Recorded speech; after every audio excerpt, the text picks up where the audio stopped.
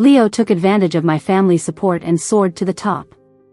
Later, he embezzled my family's assets, stomped the gas pedal, and killed me, then moved abroad with his sweetheart to live a sweet life. It was then that I finally understood, he was only after my family's wealth and resources when he pursued me. When I woke up again, I had been reborn to the day he confessed his love to me. Holding a bunch of roses, he put on his most passionate gaze. "Molly, will you be my girlfriend?" I chuckled. "Be my dog. It pays $1 million a month, but you have to be neutered." It's his turn to die now. Leo's smile froze in shock. He clearly couldn't believe what I just said. "Molly, what did you just say?" I laughed it off. I was kidding. His face darkened. "This is not the time to joke around." I dropped the smile and looked serious. "Oh really? But you were the one who joked first." Confessing to me at the bathroom door with some wilted flowers he probably picked from a trash can? That's a joke. In my last life, I had thought he was just poor, which was why his confession was so shabby. I turned him down but then arranged a grand proposal for him. On the day he killed me, he told me that he did it on purpose. Trash can flowers are more than enough for someone like you. Leo didn't understand my words. He thought I misunderstood his confession and tried to explain himself. I cut him off. "Leo, in our circle, face is everything. Your kind of confession is a disgrace. If anyone asks what happened, what do you expect me to say?" Leo fell silent. He wanted to climb through my connections and network little by little. He couldn't afford to throw his face away. Pity my past self, who spent money packaging him, fixing his problems, funding, and supporting him, only to end up dead. Before I died, he firmly accused me, saying I had stripped him of the dignity a man deserved. Since that's how he felt, I made sure to respect him fully. I would never again use my money to insult his precious male dignity. But here, with nobody around, Leo didn't bother to put on his act. He threw down the flowers, his eyes full of anger. "Molly, are you looking down on me because I'm poor?" One of his roommate's girlfriends had ditched her boyfriend for a rich, balding 50-year-old guy. Leo would always use that to manipulate me. "Molly, you won't leave me for money, right?" I would feel heartbroken and then keep throwing money at him, thinking it would give him a sense of security. Now, I pulled away from his hand, smiling calmly. "My dog spends more than $1 million a month. What makes you think you can move me with worthless sweet talk?" I walked past him and canceled our table. He didn't deserve a meal at a $2,000 a head romantic restaurant. Leo chased me out of the restaurant, lowering his voice even as he tried to threaten me.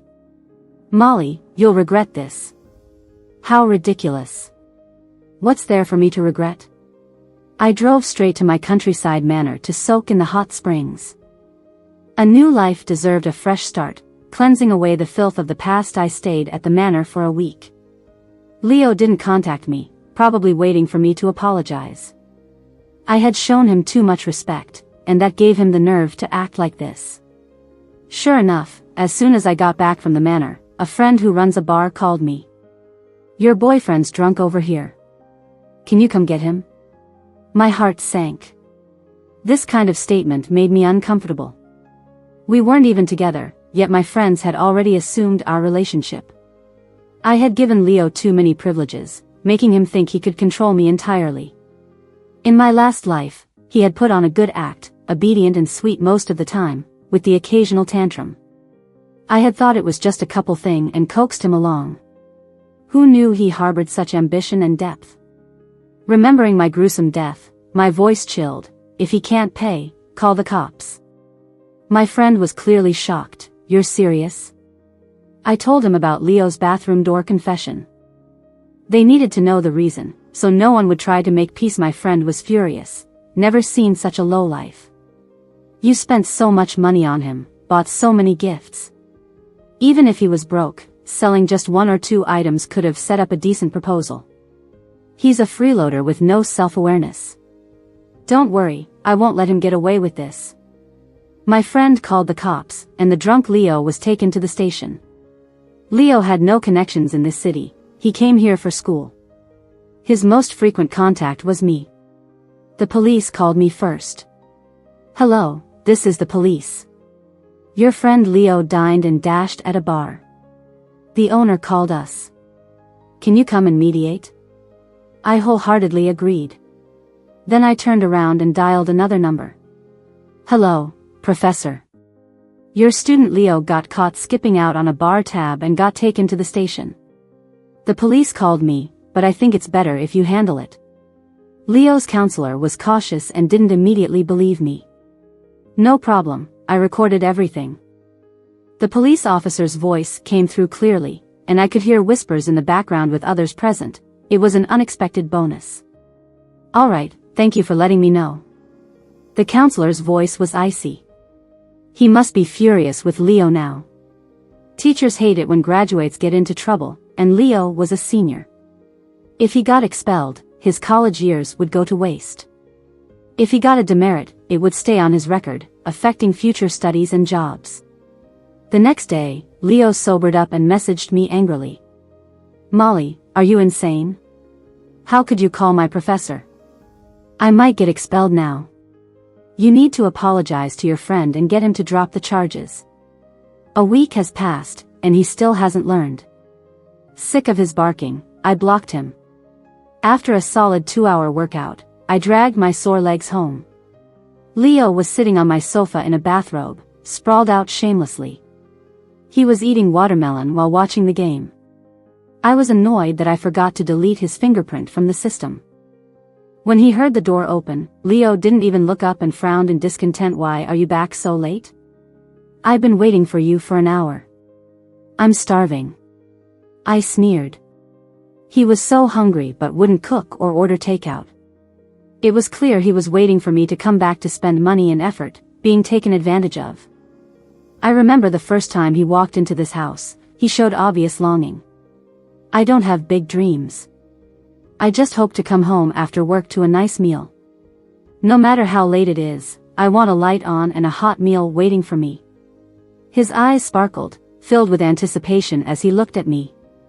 I couldn't understand his mindset and stupidly responded, then you'd need to prepare a room for a housemaid.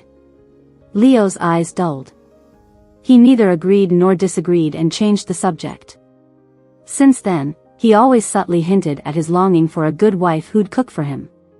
When I ordered takeout, he ate it while complaining that it's unhealthy. When I took him out to eat, he'd devour the food but say nothing is as good as homemade. When I hired a maid to cook, he said domestic services are just scams. Many things you can do yourself. Why waste the money? Because of that, I signed up for a cooking class. When Leo found out, he complained again. Cooking is simple. Why take a class? My mom cooks well. She can teach you later. So he canceled my class and kept criticizing every aspect of takeout, restaurants, and maids. I couldn't tell that he wanted me to be a second mom, taking care of his needs. In college, I had a roommate who was financially savvy, always finding ways to save money. In my last life, I thought Leo was like my roommate, frugal and practical. Leo noticed I wasn't moving and turned to me impatiently. I'm starving here. What are you doing? I smiled faintly, took out my phone. Leo didn't mind, thinking I was ordering takeout. 3 minutes later, the property caretaker and security came up and dragged the barely dressed Leo out. No, Molly, what are you doing? Tell them to let go of me. I ignored him, took a few photos of him and posted them in the community group captioned, "Pervert spotted, everyone be cautious." In Leo's panicked eyes, I deleted his fingerprint from the system. Then I had the maid pack his things and send them back to his dorm. I was shocked by how much stuff he had left in my place. I didn't realize it, but he often found excuses to stay over. He was a student sponsored by my parents. Initially, he always called me sister, then started calling me Molly as our relationship became ambiguous. I always treated him as a younger brother, but as our relationship shifted to romance, I took better care of him. I was compassionate, but he was shameless. Since that was the case, I decided to ruin his reputation. Leo couldn't enter my community, so he hung around my school. He loitered around the girls' dormitory, drawing suspicious glances. I took a different route to enter from the back but encountered Leo's sweetheart, Sandy, at the dorm entrance with her long, straight black hair and white dress. She was a little goddess from the law school. Objectively, she had great natural features and bone structure.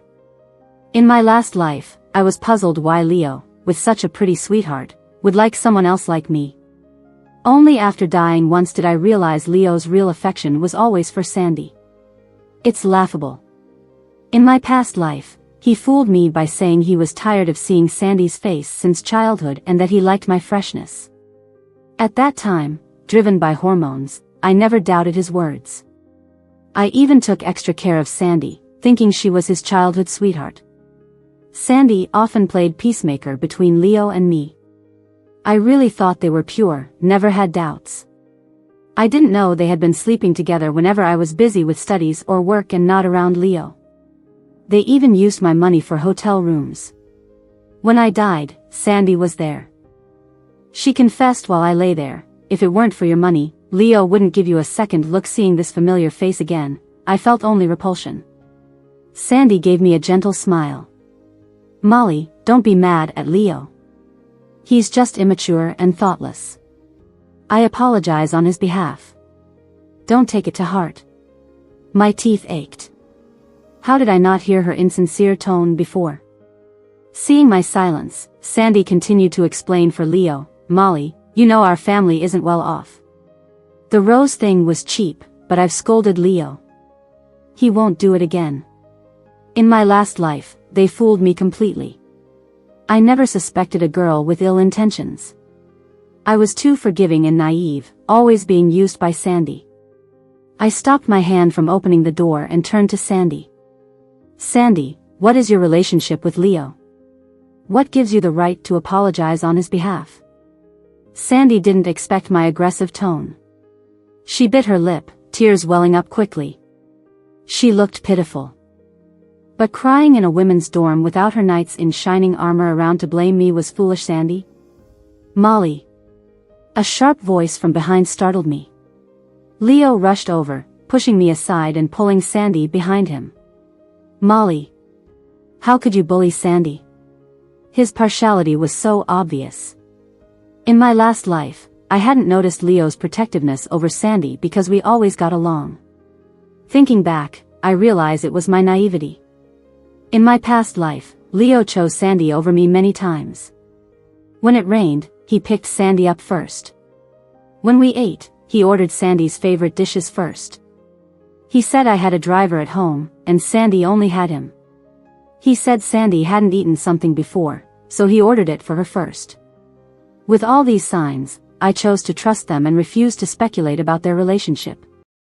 When Leo pushed me, my hand went numb. He didn't notice I was hurt and turned to wipe Sandy's tears. "Sandy, are you okay? Don't cry, I will stand up for you." Leo turned to face me angrily, apologized to Sandy. Sandy tugged at his sleeve, tears hanging from her lashes, looking pitiful. "No, Leo.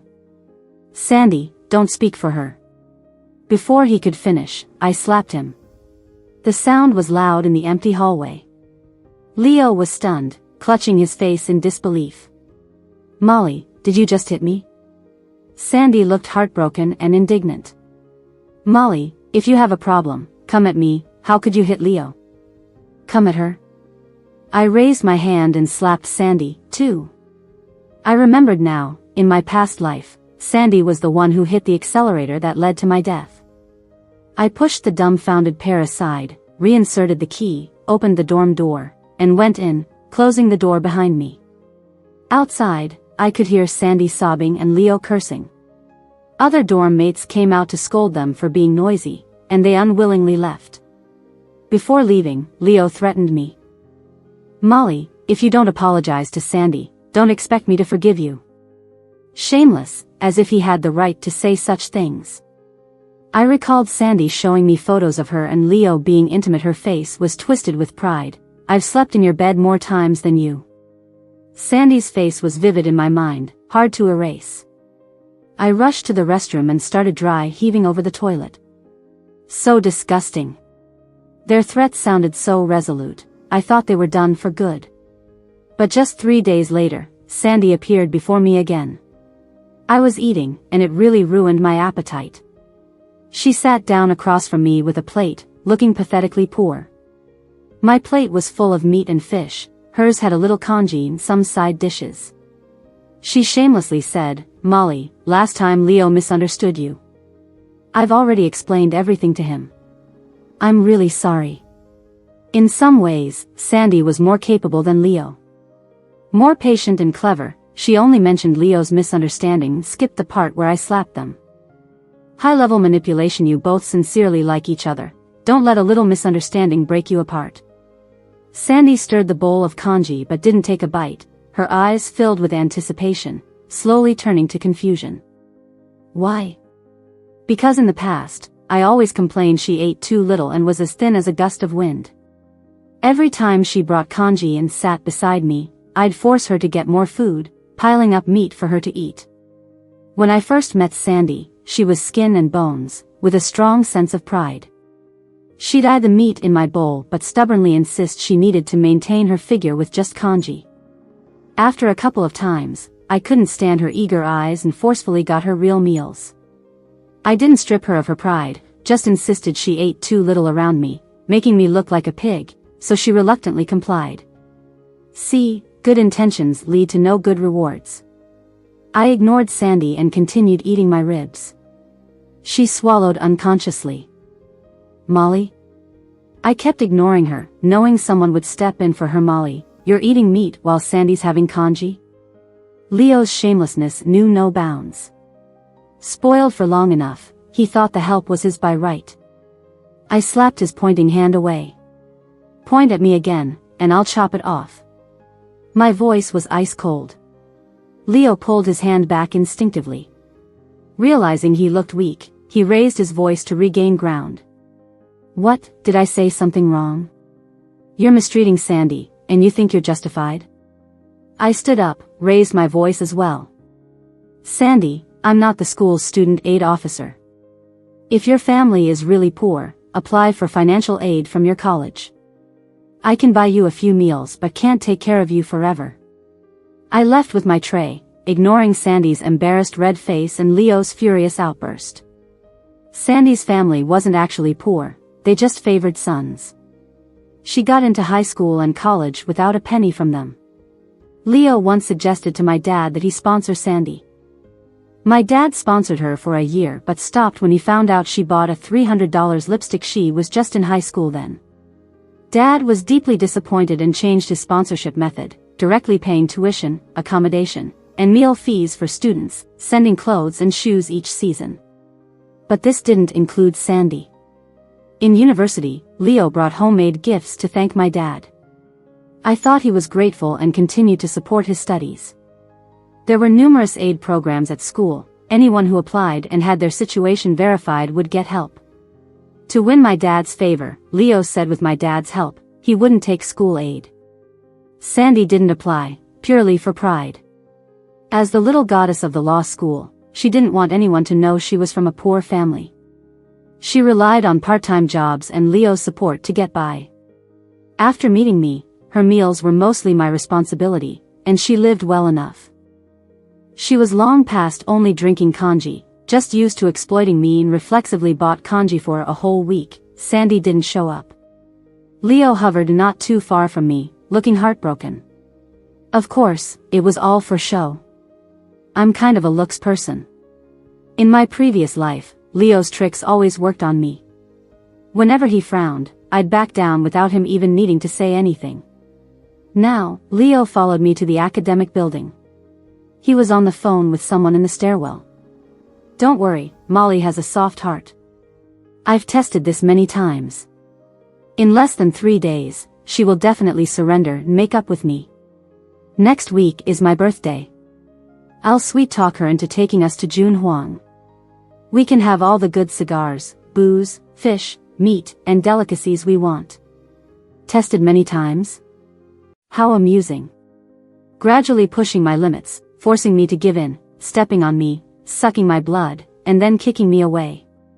I walked off quietly, found an empty classroom, picked up my phone, and dialed campus security. Hello, There's been a strange person hanging around the girls' dorms recently. Could you check the area more often during your patrols? A few personal items went missing from the girls' dorms last week. After the call, I couldn't snap out of it for a long time. Tested many times? In what way? Like making me skip class to watch a movie with him? Or pretending to be sick, calling me away from my competition? Or saying he left his project file at home and making me drive alone to a deserted area to deliver it? Disrupting my plans again and again to test how much I would sacrifice for him. Every time I compromised, it was a successful offering in his mind. That was how he tamed me. What was Leo good at? Giving me the silent treatment, playing the victim, and advancing by retreating. Thinking back to my previous life, right after Leo and I got together, I took him to meet my parents.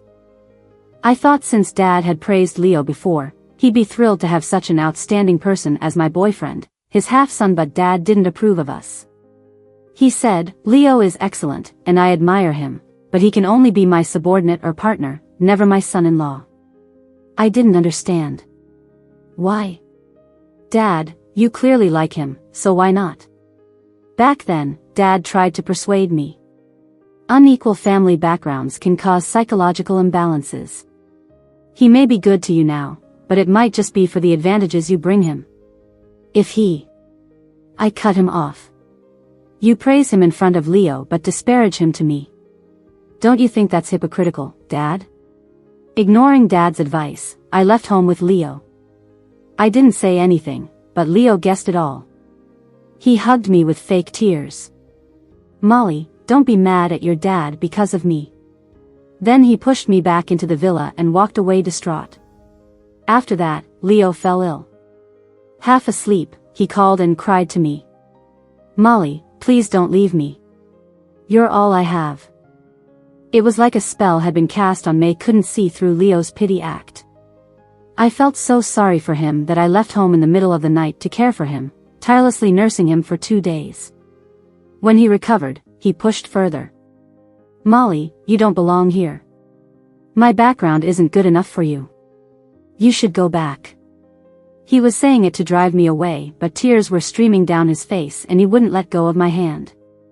Feeling sorry for him at the time, I called my dad and had a big fight, then moved out of my house. This proved that in my heart, Leo was more important than my parents, and he became certain I couldn't live without him. The more I gave in, the more he took me for granted and exploited me. When Leo extended his PhD, whenever we had arguments, he would blame me, saying, "You look down on me, just like your father." It made me feel guilty and I would concede more. He was training my compliance, bending my back for him to step on. I clutched my phone tightly, hatred flaring within. Leo got caught by campus security and labeled a creep. Sandy rushed to clear his name. But because she didn't live in the graduate dorms, her statement wasn't valid. Desperate, she came to me. "Molly, Leo is really not a creep. He was hanging around the girls' dorms looking for you. He truly likes you. Please help him, don't let him get that label." She also shed tears. If Leo wasn't restrained, he'd probably come and scold me for bullying her. I looked up at the sky. Sure enough, a big white lotus. I casually grabbed a blank lab report sheet and scribbled a few lines. Basically, I wrote that Leo and I know each other and recently had a disagreement. He was looking for me to apologize. First, I would act nice to Leo, let him feel satisfied, and then proceed to the next step. Sandy hesitated as she took the paper from me. "Molly, is this enough? Maybe you should come with me to the security office?" I sternly pulled the paper back. "If you don't need it, I'll throw it away." She quickly hugged the paper like it was a treasure. "I need it." I returned to the lab while Sandy ran off to rescue Leo. Later, when I came out of the lab, I received a bouquet of roses. The card had Leo's handwriting. "Look at that, he can afford a bouquet of roses. He just never thought I deserved one." Whatever, I tossed the flowers into the trash. Trash flowers from a trash person belong in the trash. For the next 5 days, Leo's flowers kept coming. I stayed in the lab, so he couldn't find me. He would leave the flowers and go. On the 6th day, Sandy cautiously approached me. "Molly, this Sunday is Leo's birthday. Do you remember?" I nodded. She sighed in relief. "Leo has been sending you flowers for so many days. You accepted them, so you're not mad anymore, right?" I didn't respond. Leo is a guy. He's always worried about saving face. "Molly, can you just give him an out?" Sandy sometimes acts so naive and innocent in front of me, like she doesn't understand the world. If it wasn't for my rebirth, I would have already seen her true colors. I might have even let her deceive me again. I picked up my phone and, in front of her, booked a private room at a restaurant. Sandy couldn't hide her expression. She was visibly happy. "Molly, have you thought about what to get Leo as a gift?" I shook my head while putting away my phone. Sandy's eyes twinkled mischievously. "Leo got his driver's license 6 months ago. He's always wanted a car." I sneered inwardly. If he wants a car, he can buy it himself. Why tell me? Begging with such self-righteousness. I kept a calm face and nodded knowingly. Sandy walked away, looking smug like a proud peacock, her eyes filled with contempt toward me. Before I died in my last life, I accused them both of betrayal. Sandy had said dismissively, "It's your own fault for being so stupid and letting us manipulate you. Besides, why should someone as dumb as you have so much?" The two faces overlapped in my mind, and I heard the sound of teeth chattering. My fingernails dug into my palm as I suppressed the anger inside. Back in the dorm, my roommate was there. She was munching on chips and asked me indistinctly, "I heard you're giving Leo a car for his birthday?" In my last life, I did give him a car. That week, I was quite busy with work. He took Sandy to the sea in that car, good food, good wine, beautiful sights, a couple's hotel. I was like the security guard of their love, spending money, time, and effort to let them put a green hat on me. Early Sunday morning, I had someone drive the car to the hotel. Flowers surrounded the car, and a white cloth draped over it. You could vaguely tell it was a convertible sports car. I slept in until 5 in the afternoon, then got ready to go out. Not to the restaurant, of course, but to the airport. My parents were coming home today because National Day was approaching. They've traveled the world for years but never spent National Day abroad in my last life, because I insisted on being with Leo, who sponged off me without any sense of shame or responsibility. My parents cut ties with me in anger. But they had soft hearts under their tough exteriors. They didn't take back the assets and shares they gave me. Although they refused to see me, they still left me enough money to live comfortably. I chose Leo blindly and hurt them. In this new life, I will never again harm the people who love me most. Their plane was at 7:30 p.m. I arrived at the airport at 6:30 p.m. There were no messages or calls on my phone. I had reserved the restaurant for Leo at 6. The host didn't show up, so the guests started without me. That's Leo's manners for you.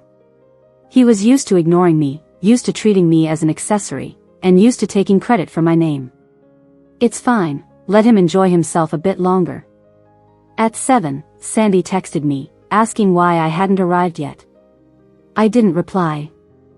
At 7:30 p.m., I greeted my parents. My dad's business thrived during a time of great economic opportunity. When he realized he couldn't keep up with the times anymore, he stepped down gracefully, living off annual dividends and accumulated wealth. After I started college, they began traveling. At first, it was domestic road trips, then global adventures. They always come home for important dates, spending the rest of the year enjoying the world. Since my rebirth, I've only video chatted with them. The last time I saw them in person was 5 or 6 years ago. I hugged my parents tightly, the overwhelming emotion of losing and regaining them making me more sorrowful than happy. My mom patted my head. "What's got you so upset that you're shedding tears?" I shook my head. "Nothing, I just missed you." My dad's loving voice came from above. "All right then, we'll stay home a bit longer this time, so this little crybaby won't secretly shed tears again. They're really here with me. It's so good." On the way home, Sandy messaged again, "Molly, we're all here, Just waiting for you. Where are you? Sheesh.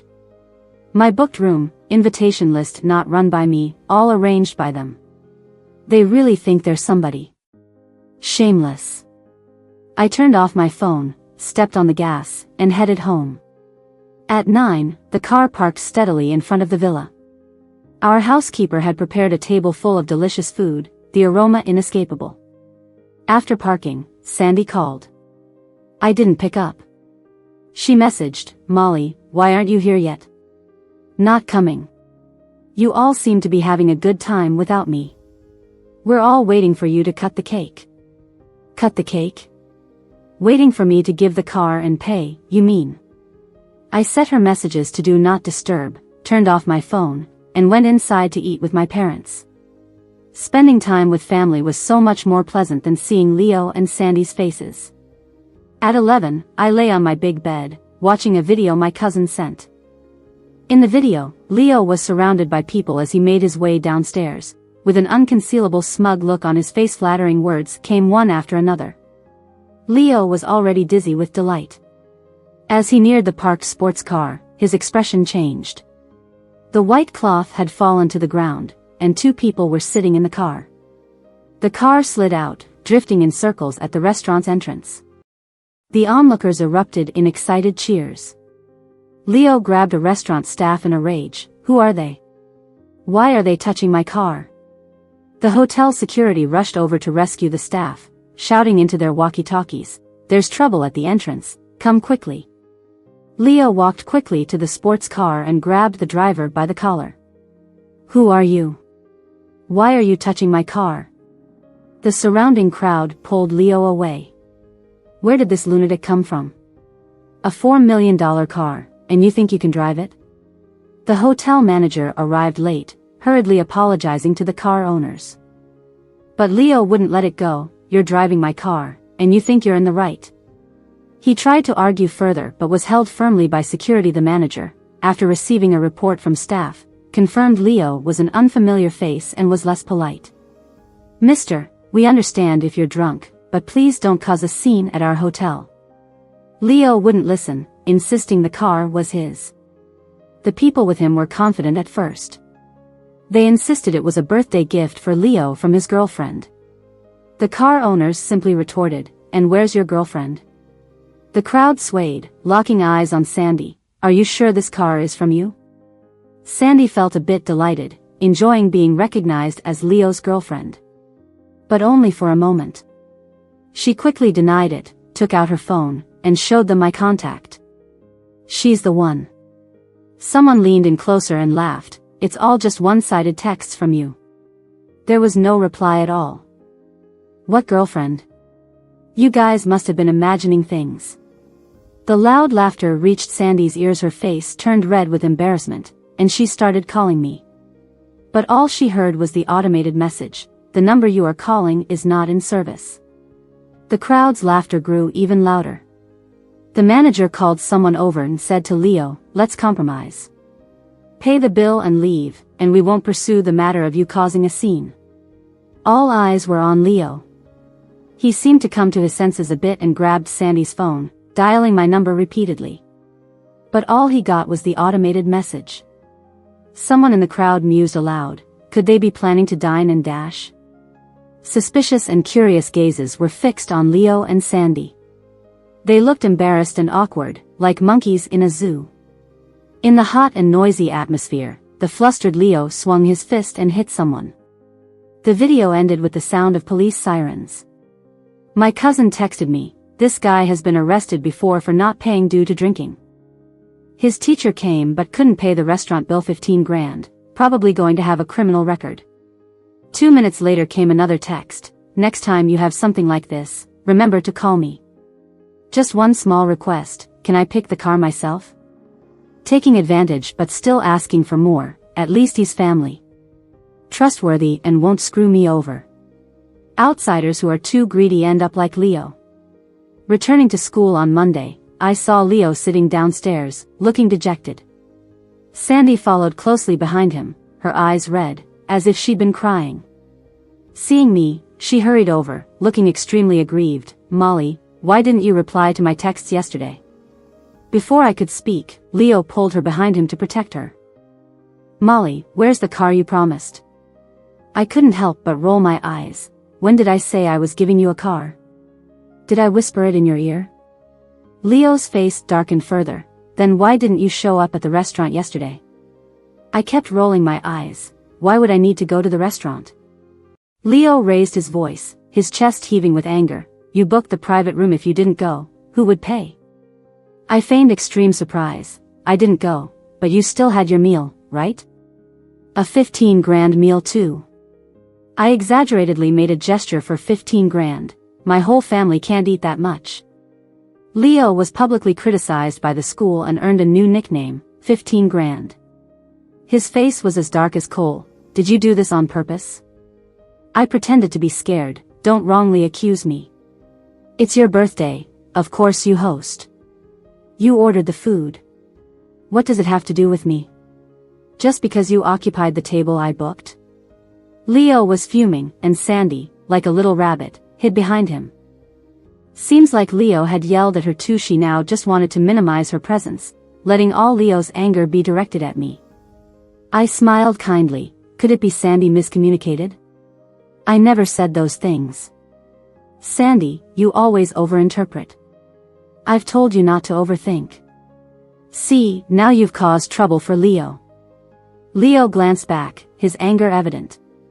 Sandy shivered slightly and whispered in her defense, Molly, I didn't. Leo immediately defended her. Sandy isn't like what you say. Leo shamelessly reached out. Yesterday's meal bill, 16 grand. Hurry and pay up. I clutched my bag and stepped back. I didn't even step into the restaurant, didn't see or eat any food. Why should I pay? You booked the room. If you don't pay, who will? Leo snatched my bag and took out my high-limit card. I couldn't get it back, and my things spilled all over the place. Seeing my disheveled state, Sandy even smirked. Laugh all you want, you won't be laughing soon. I slumped to the ground, crying and picking up my things. A few people passed by, watching our little drama unfold. My card was used in multiple fraudulent transactions, amounting to tens of thousands. Meanwhile, an audio clip appeared online with the title, Rich Kid's Girlfriend Treats Everyone to Dinner but Refuses to Pay, and even promises a luxury car. The views were few, but it trended. I clicked and listened. It was my voice edited with some AI touch-ups, sounding quite real. I booked the private room, 15 grand, we'll gift you a car. Why should I pay? In just 3 hours, on a popular platform, there were live comments. The next day, stepping out, I became the center of attention. Some people, hoping to gain fame, even aimed their phones at me to record. I timidly retreated to my dorm, applied for leave from my teacher, and lay in bed. When I searched online, my personal information and high-resolution photos had been posted. This one seems quite wealthy. Her outfit alone costs tens of thousands. Definitely not a scammer. From our school. Definitely a rich kid, just don't know what her family does, but she sure looks loaded.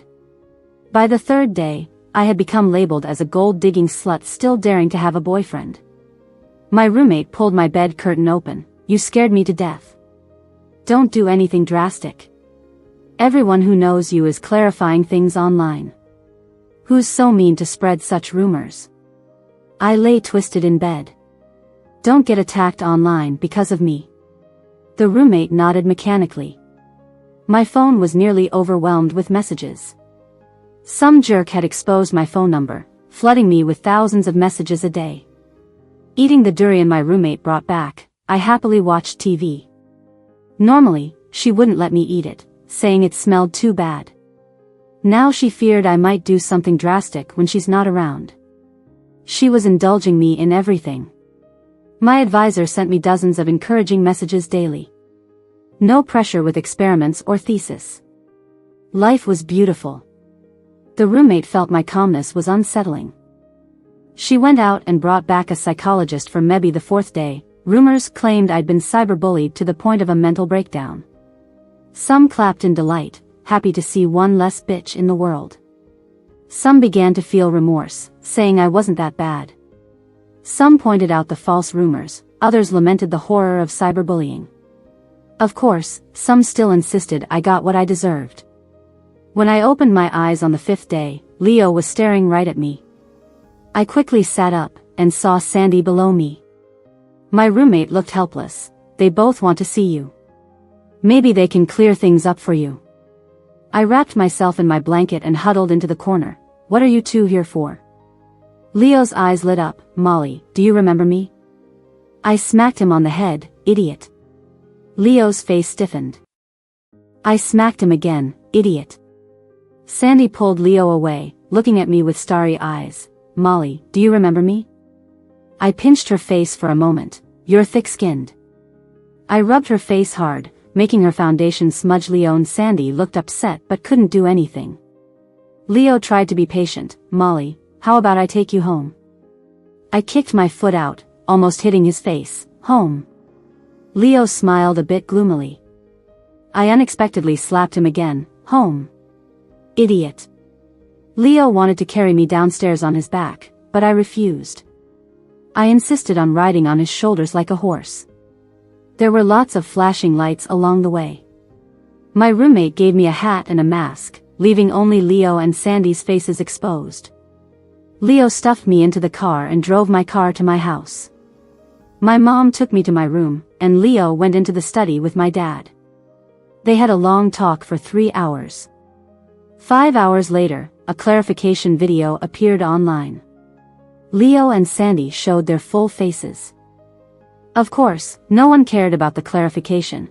They focused on their looks instead. I watched their clarification video, stuffing myself with the dishes my family made prepared, and called the police. I also instructed the lawyer to start filing charges.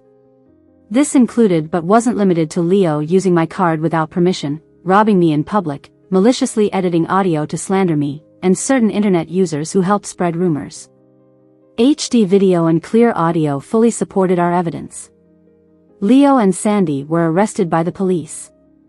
The truth and the turnaround came unexpectedly. My roommate and friend's clarification video was trending. My cousin uploaded a video from outside a restaurant, showing Leo stealing a car, hitting people, and eating without paying. School surveillance clearly showed Leo grabbing my bag. Full audio recordings leaked online. The IP address from which the audio harassing me was posted was traced to an internet cafe. The cafe's surveillance showed that the computer at that time was used by Leo and Sandy. Leo's image as a vain, ungrateful kept man was solidified. Their faces were clearly visible in their own clarification video.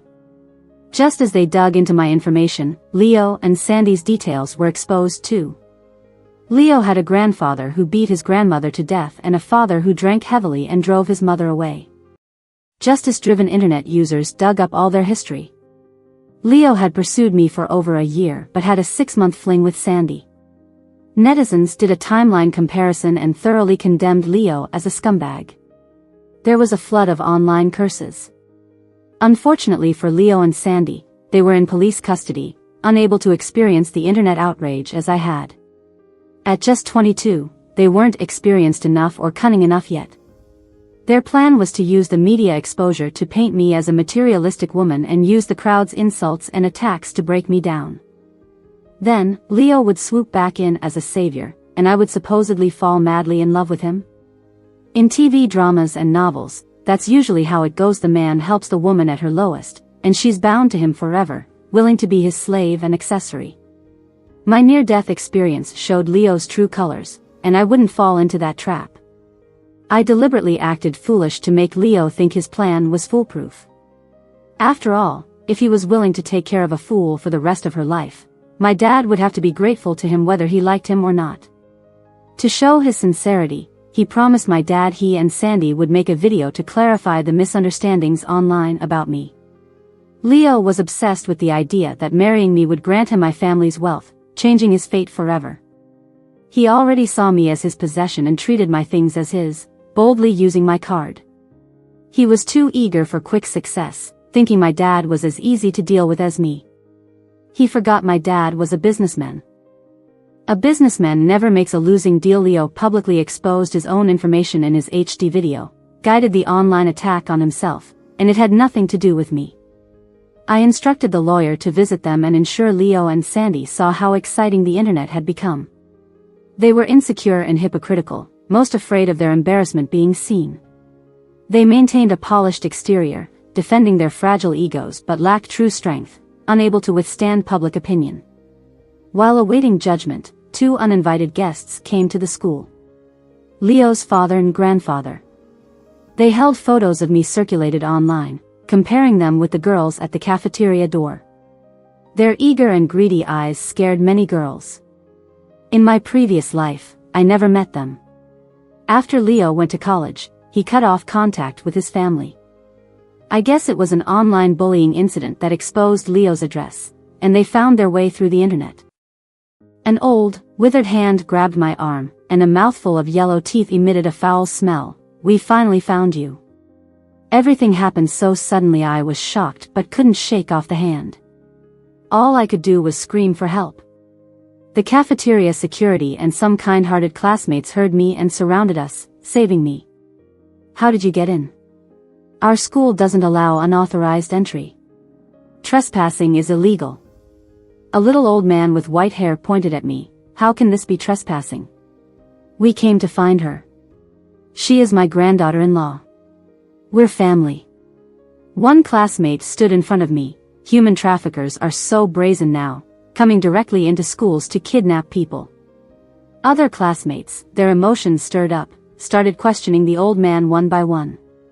I shakily took out my phone and called the police. "No, my grandson is also a student here. His name is Leo. She is his girlfriend, so she's my granddaughter-in-law, right?" He shoved the phone screen in the classmates' faces, showing some gossip put together by netizens with pictures of me and Leo that only made things worse. The classmates got even angrier. "Leo has been harassing this girl. Now he's in the police station. You, as elders, should be teaching your kid better, not harassing the victim." The old man stiffened his neck and widened his eyes. "I don't care. It says online that she's Leo's girlfriend. She got Leo arrested, so she should take care of us. The internet says she has money, she should support us."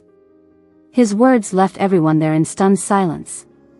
A furious guy from the soccer team roared, and about a dozen people rushed at him, cursing and forcing him out of the school. They ran right into the police car that had been called, and everyone headed to the police station together. I thought it would end there.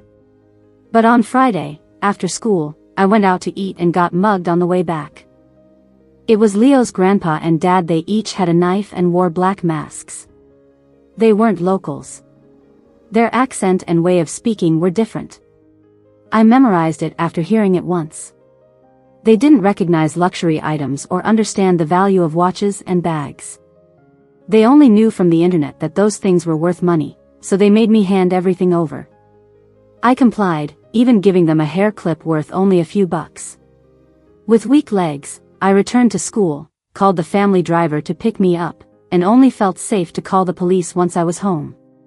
Now I understood where Leo's wickedness and stupidity came from. It was genetic. In a big city full of surveillance cameras, Leo's grandpa and dad were soon caught. The lawyer said they initially tried to deny the robbery until the police played the surveillance footage in front of them. Finally, they glanced at each other. This big city has cameras everywhere. Now we're going to be on TV. I felt like my feet were frozen, as if I had plunged into an ice hole. Not waiting for the verdict, I applied to withdraw from school and disappeared from the city overnight with my parents. After being reborn, I always had a question in my mind. How can anyone be so blinded by money that they'd kill someone for it? Clearly, we could have broken up peacefully, and he could have earned money through his own efforts. Why did Leo have to kill me to seize my assets? Looking at Leo's grandpa and dad, who were so indifferent to robbery and crime, with no respect for law or morality, I finally understood. Some people are born bad, with a stench that seeps from their genes. They are irredeemably vile. Such people, as long as they live, are like ticking time bombs, forever posing a threat to public safety. Getting involved with them is like being tangled up in a filthy old rag. Life becomes rotten, and escape seems impossible. Now that the whole family is inside, it's the best time for me to completely cut ties with Leo, that maggot. The following spring, I contacted the lawyer one last time. Leo got 12 years, Sandy 5 years, and Leo's grandpa and dad 10 years each. After settling the lawyer's fees, I canceled my phone number, severing all connections with my past. Spring is a time of renewal, and it marked my true rebirth. After dropping out, I didn't give up on my education. I set my sights abroad and gradually sent out applications. I received an offer from a decent school. Before the new semester, I joined my parents on a world tour. After my mind and body were healed, in September, I embarked on a new journey of life.